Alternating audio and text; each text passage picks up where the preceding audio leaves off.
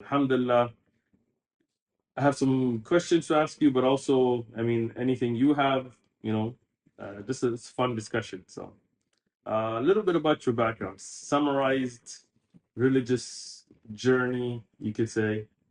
Sure. Assalamu alaikum, everybody. Thank you very much for having me, and thank you very much for meeting me in Bangkok, of all places, Thailand. So, a little bit about my background story. I talked about this partially on my channel. If you haven't checked out my channel, Bobby's Perspective, maybe we're going to link it in the description box. For sure. So, yeah, my background is, and I'm not ashamed to say it, but it is definitely something that I'm not proud of talking about nowadays. I used to be not only an Islamophobe, but I used to hate Islam. So an Islam hater, if you will. I wasn't afraid of Islam, but I hated it with a vengeance.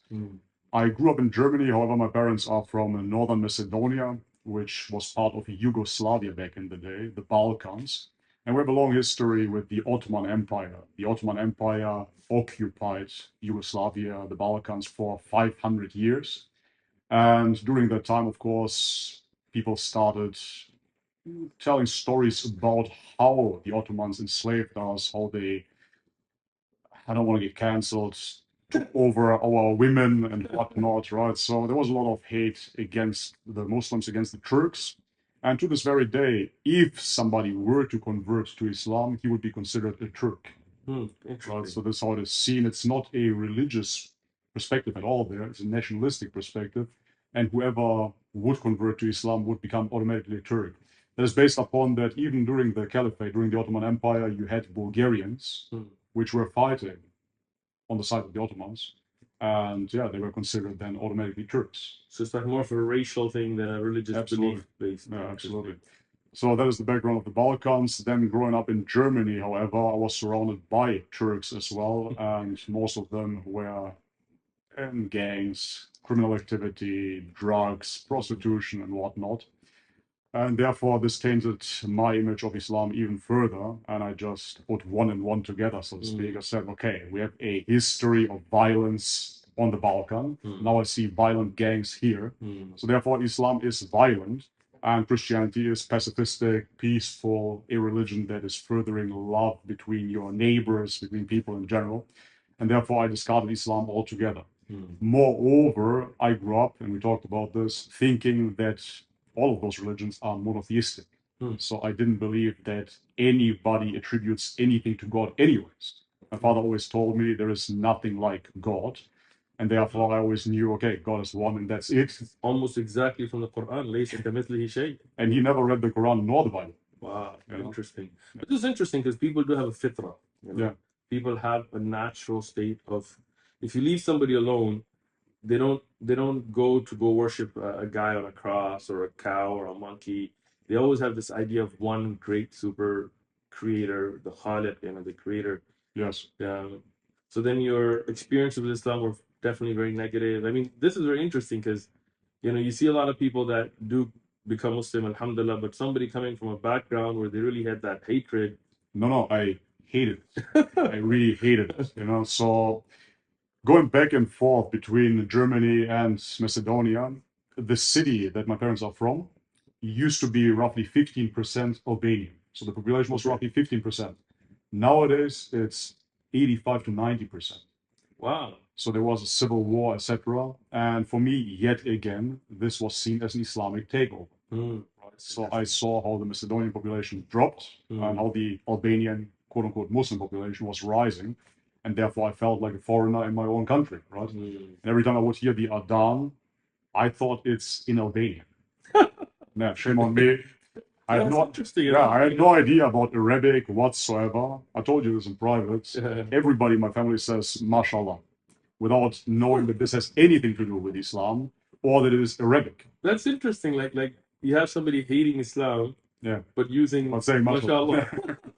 Yeah, exactly. That's quite the interesting state on the Balkans. Yeah, anyways, and I thought that now there's this Hodja, that's how we call him. He's shouting again in Albanian, and I really thought he's shouting something against us. This is how basically like war crimes. Yeah, exactly. Macedonians out of our country, this is our place now, something ridiculous like this. Your women are ours. We're coming to take over. That's what we hear. Yeah, that's how I saw it, and therefore I associated even more negativity with Islam. Yeah, that's basically how I grew up, man, with a lot of hate.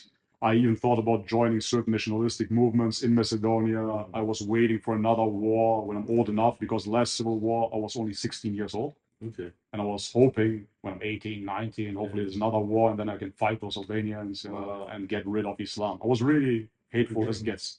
Genocidal here. Genocidal here.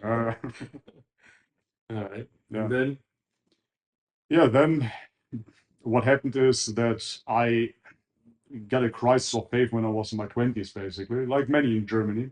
It's a secular environment, and I didn't really want to look any further into it. I was interested in living my life as many are in their 20s. I just wanted to have fun, went out partying, and during that time, I made a bunch of Muslim friends yet again. okay. But they were all involved with drugs. So we started selling, again, YouTube. We're not setting a good example here, guys. Yeah, it's all for educational purposes. It didn't really happen. I'm just making this up. So back in the day, there was a lot of drug selling, and I was involved there as well. The only difference is, during that time, I was in the mindset that this is what I have to do. Well, I have to hustle, I have to make some money. The Muslim friends of mine, they did the exact same thing. However, they would always tell me, "Oh, this is haram, this is from the shaitan." Wow, okay. Okay, so we would At sit least they down. regretted it. Okay. Sure, okay, but I didn't get it, because we would sit down, we would smoke a joint, and they would tell me, "Oh, this is from the shaitan." I'm like, bro, then don't smoke it. Don't tell me this. Right. So it was very strange and hypocritical for me, Yeah, that's because true. either you do it or you don't. For me, it was very important to be congruent with what I do. Okay. If I choose to do something, I'm going to do it 100%. I like that. And then I'm not going to debate or discuss or argue about it. No half stepping. No, it doesn't work. So if you tell me this is forbidden, then don't do it. Nice. Don't sit here with me, smoke a joint, and tell me this is haram. That's like me having fast food with you and telling you, oh, that's unhealthy, you shouldn't do it. No, if I eat a burger, I'm going to enjoy myself. Otherwise, I'm not going to eat. I like that. Yeah, that was basically it. So during that time, I saw that hypocrisy within them, and I associated that with Islam again. I thought that Islam is setting some sort of unrealistic standard that you cannot reach anyways. And moreover, in my back of the head was the reason why those guys end up in jail all the time is due to Islam. Interesting. I didn't end up in jail, thank God, even though Alhamdulillah. I had some court charges, but I didn't end up in jail. And they were in and out of jail all the time, and I would associate it yet again with Islam. Interesting. Yeah, so that was basically that. During my 20s then, as I said, I left Christianity, not officially. I was always identified as a Christian, but not practicing. And this is when I started looking into different religions such as Buddhism, Hinduism, but moreover, psychedelics, shamanism, things of that nature. And this is when I came to the realization that all religions man-made. It's all just a man-made concept. It has no real truth behind it. It's simply something that people like to adhere to if they have no direct experience. Because through meditation, through yoga, through those psychedelics, I got the idea that now I really know. Interesting. So when I read the texts of certain prophets or certain Buddhist masters, I can do the same. That was my arrogant view. I can just do the same if I just take a substance. Yeah. That's it. Yeah. And this is what they're really talking about. Reach some higher plane. Enlightenment. Yeah, enlightened. The enlightened guy. LSD'd out. Yeah, exactly. And so this brought me further away from religion for a while, until then, at the end of this exploration, I felt completely crushed. I've been traveling the world, I went to the Amazon jungle. That's amazing. You definitely are a dedicated man. Yeah, I gave it a fair shot, Right. I wanted to explore truths in every field. So I want to understand physical truth through diet. I want to understand what happens to the human body if we fast. What happens if I fast for 35 days just on juices? What happens if I just drink water for 10 days and meditate? Things of that nature. What happens if I eat only one meal a day? I was eating only one meal a day, and that meal was fruits for 1 year. So that was terrible. I was gonna say that sounds pretty. Yeah, you're starving all day, and then the only thing that you're getting to alleviate the hunger is bananas. Banana. Yeah, fantastic. Good choice. Don't do it. Yeah, so I did that for a year. I was trying to understand the human body. Prior to that, I was a bodybuilder, and I weighed 120 kilograms. Then after that exploration, I weighed only 60 kilograms.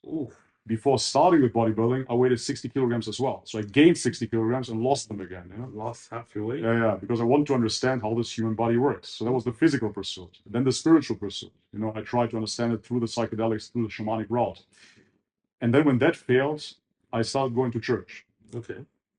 I didn't understand it though, because I was so used to this direct experience, something that you just ingest and then you have a vision. And now I didn't get it. You know, I was listening to the preachers, I was looking around. In the Orthodox Church, we have a lot of icons. Okay. So I was looking at those icons, trying to understand. There was the Saint Georgios with his spear killing a dragon. You know? Wait, they have a saint killing a dragon? Yeah. Slaying the serpent, basically. Is it supposed to be like a flying dragon kind of a thing, or is it like a snake? I think it's a representative of a demon or the devil himself, because in Christianity we see him as the serpent.